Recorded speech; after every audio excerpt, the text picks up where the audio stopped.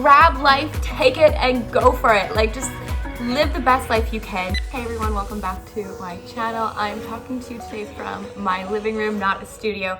And I wanted to just have a chat with you, I guess, today about, I've been getting so many questions still about how and why I transitioned from modeling and fashion and that world into the tech industry, and what it was like for me, and as well what it was like for me as a female. So I'm going to talk to you from my perspective, because that's really all I know, of course, about my transition from one industry to the other, and how I kind of dealt with the highs and lows of going through that, and what it taught me along the way.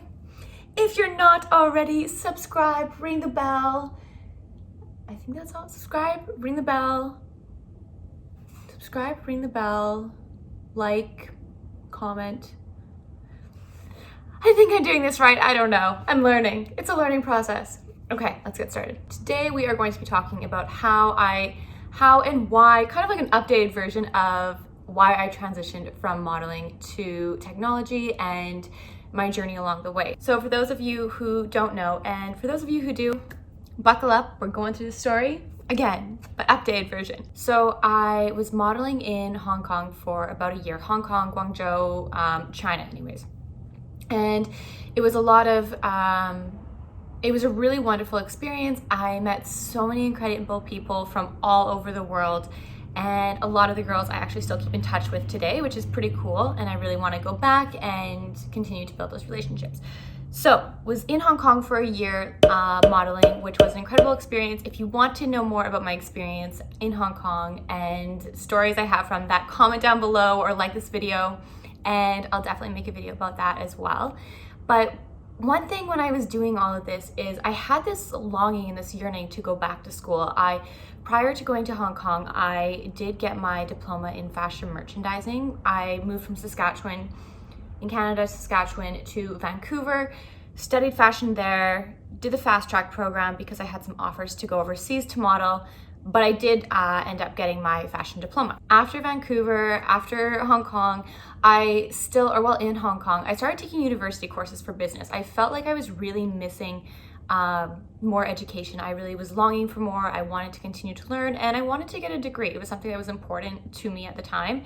So I thought, okay, I started looking into schools in Hong Kong because I fell in love with it so much. Like, do I want to model and then go to school as well? I do a little bit of both. And it ended up that I decided to move back to Canada, mainly because I just missed my family and my friends and wanted to be close to everyone. But I didn't want to go back to Saskatchewan. So from there, I basically was like pointing my finger on a map. I was like, okay, there, let's go there. And it turned out to be Toronto. Main reason for Toronto was that it was the largest city in Canada, and it was a booming industry for business and tech and fashion. At the time though, the main thing was fashion and stuff. Sorry, I'm back. I had to take a 3-minute break to go let my dog in. He just got back from his dog walk, his adventures, which I think sound amazing right now. I'd love to be on one. Anyways, okay, back to story.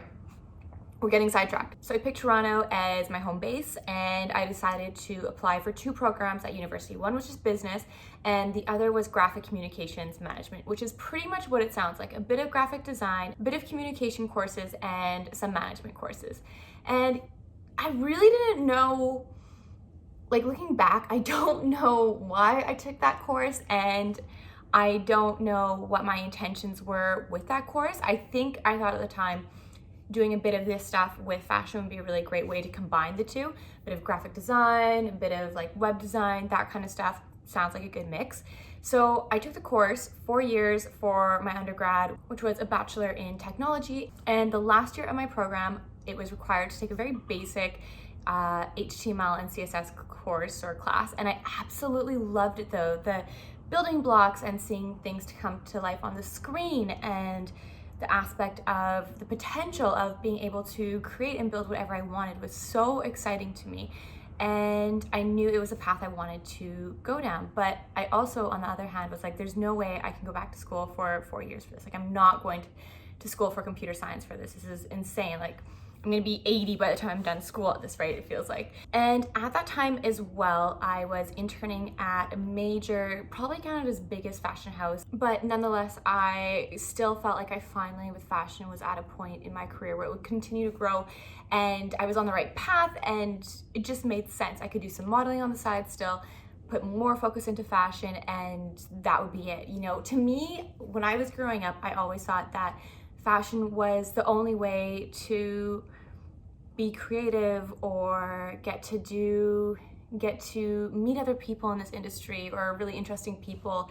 And I had a very skewed vision of what it would be like, and I think a lot of people do. I think it's changing now slowly, but it was very, for me, and it's changing, but at the time it was very superficial for me, and it just didn't feel like I was making an impact on the world. And that's not to say everything in technology does either, but I think there's more opportunity to do different things with technology to help others or build products that can really impact people's lives. So I made the leap. I went to Brain Station, which is a boot camp here in Toronto. It was an incredible experience. I absolutely loved it. It was very intense, obviously, and a lot of people have mixed reviews on boot camps, but this was a really, really good one. It was obviously so intense, but I went in knowing that I would have to work pretty much 24/7 to get to the point where I needed to be in the span of just under 3 months.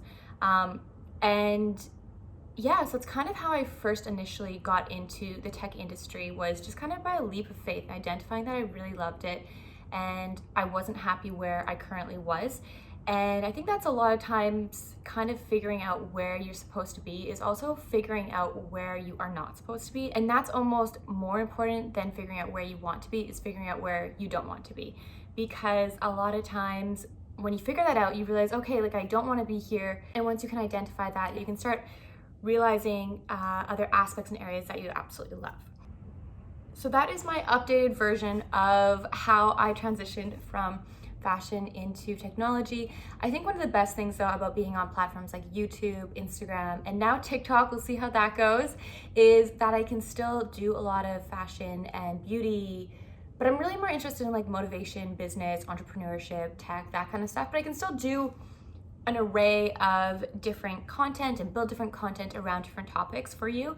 And that kind of makes, even though my industry 9 to 5, Monday to Friday is tech, that creating content side of things really is exciting to me and interesting to me, because it feels like I can have the best of both worlds. So I'm really enjoying that too. Thank you all for watching my video. I hope this inspired you if you're someone who's looking for a career change or just really a change in general. It doesn't have to be from fashion to technology or even into tech at all, but knowing that finding things that you don't like are so important, and then recognizing and identifying the opposite of that and just going for it. It's honestly one of those things where I think a lot of us don't go after what we want soon enough. We should just like grab life, take it, and go for it. Like, just live the best life you can and don't apologize for anything. Just go after what you want and don't apologize, because at the end of the day, it's all about being kind, being happy,